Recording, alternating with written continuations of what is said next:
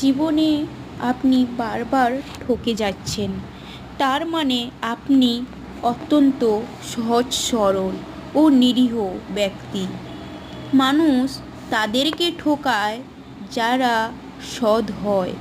আপনার চরিত্র অত্যন্ত সৎ, তাই আপনি বারবার ঠকে যান।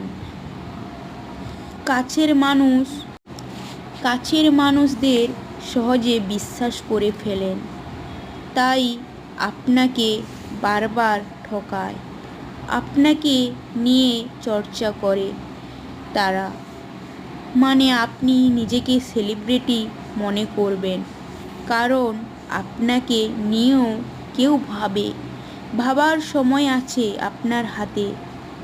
অযথা অযথা সময় থাকলেও তাদেরকে নিয়ে ভাববেন না, কারণ আপনি নিজেকে সবসময় স্মার্ট মনে করবেন।